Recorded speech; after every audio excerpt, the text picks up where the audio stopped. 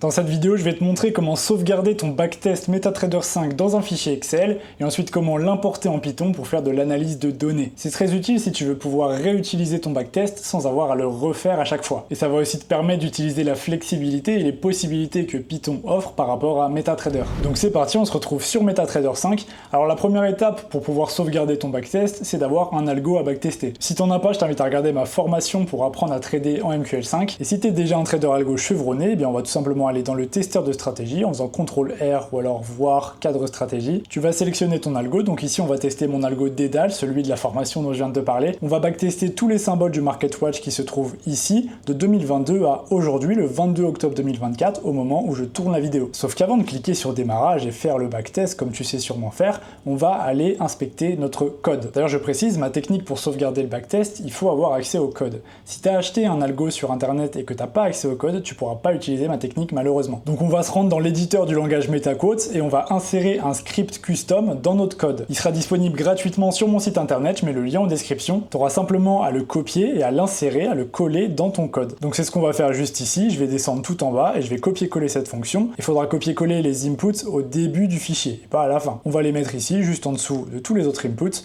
C'est la date de départ, la date de fin et si tu veux nommer ton fichier, parce que comme je t'ai dit, on va sauvegarder le backtest dans un fichier Excel, donc c'est pour simplement personnaliser le nom du fichier Excel. Et par défaut aussi, il y a le nom du symbole avant. Donc par exemple, si on backteste euro-dollar, le fichier sera appelé euro-USD-trader pauvre, là dans ce cas-là. Mais bien sûr, tu peux mettre ce que tu veux, hein, t'es pas obligé de laisser trader pauvre. Donc cette fonction-là, je l'expliquerai peut-être en détail si ça t'intéresse, mais là globalement, pour résumer, on va accéder à l'historique, on va accéder à toutes les positions, on va les exporter, on va merge, on va fusionner les deals in et les deals out. C'est très important parce que sur le backtest MT5, il y a des ordres d'entrée et des ordres de sortie. Donc pour avoir l'heure d'entrée, l'heure de sortie, etc., bah, c'est important.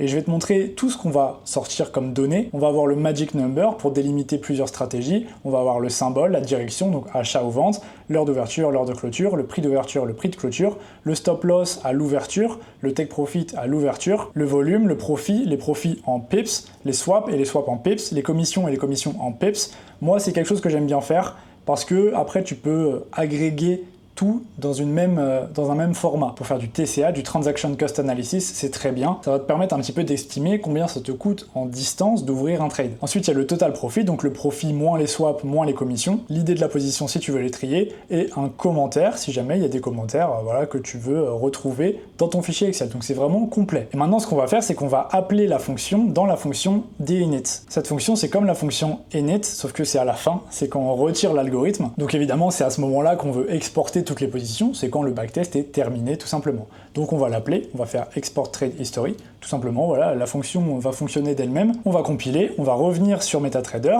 et on va aller dans placement et là tu vas voir qu'on a nos inputs, donc tu peux les changer si tu veux, moi je vais juste les laisser comme ça et je vais faire démarrage. Donc on va attendre que le backtest se fasse, tu vois, il y a les agents qui sont en train de backtester tous les symboles et en attendant on va aller dans fichier, ouvrir dossier des données et on va aller chercher le testeur, c'est là où il y aura les fichiers.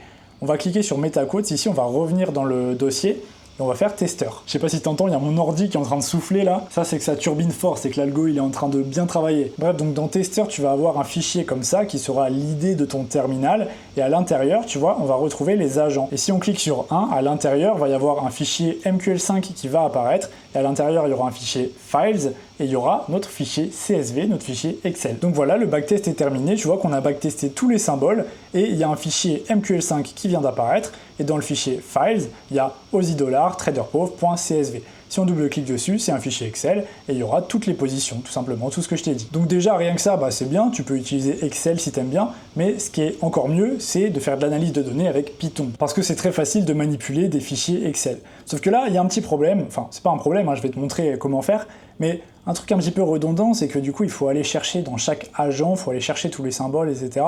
C'est un petit peu long quoi. Mais moi ce que j'ai fait, c'est que j'aime bien tout automatiser, donc j'ai créé un script en Python pour le faire à ma place. Et je veux aussi te le partager sur mon site internet, celui-là. Donc ce qu'il faut faire, c'est tout simplement mettre les chemins, donc je vais te montrer comment faire. Tu vas simplement avoir besoin de copier-coller la racine de ce fichier-là et de le coller ici. Tu vas le mettre entre guillemets avec un R devant pour que ce soit une chaîne de caractères brute. Si tu es sur Linux, t'as pas besoin de faire ça, tu peux juste copier-coller normalement. Et le chemin de destination, c'est tout simplement où tu veux le mettre, c'est où tu veux le déplacer. Donc là, pour la vidéo, où est-ce que je vais pouvoir le mettre? Bah, je vais le mettre ici, tiens. Je vais mettre dans le notebook YouTube. Donc ma racine, c'est ça. Je vais la copier-coller ici, pareil, entre petits guillemets. Donc maintenant tout est bon, on va simplement lancer l'invite de commande. Donc moi j'ai un environnement Anaconda, du coup j'ai le Anaconda Prompt qui est l'invite de commande mais avec Python à l'intérieur. Toi si tu as installé Python localement, tu fais Windows R CMD et ça lance ton invite de commande et tu vas pouvoir exécuter Python là-dedans. Et naturellement si t'as pas Python, bah faut l'installer, sinon ça marchera pas. Donc là tu vas simplement te déplacer là où tu as mis le fichier Move Files que tu auras téléchargé sur mon site internet et à l'intérieur on va pouvoir faire Python Move Files et tu vas voir que ça va déplacer automatiquement tous les fichiers CSV ici. Et là, tu vois que on a un nouveau dossier Backtest Data avec tous nos CSV qui sont apparus comme par magie. Et tu peux vérifier là dans Agent comme tout à l'heure, on va dans MQL5 Files et ils y sont plus. Donc voilà, c'est le prestige, c'est ça la magie de la programmation. Tu peux y avoir accès directement dans VS Code si tu veux, mais le mieux c'est quand même de faire de l'analyse de données avec. Pour regarder une vidéo détaillée sur l'analyse de données avec Python, tu peux regarder cette vidéo-là. J'avais fait un backtest de ma stratégie que je t'avais présenté dans ma formation. Mais là, pour te montrer très rapidement ce que tu peux faire, c'est avec Pandas, tu vas pouvoir lire les fichiers CSV et faire de l'analyse avec. Tu vas pouvoir faire des moyennes, des écarts types, un peu tout ce que tu veux. On va utiliser la fonction pd.readCSV, lire le fichier CSV, tu mets le chemin, la destination, et on va pouvoir l'afficher dans un data frame comme ça. Donc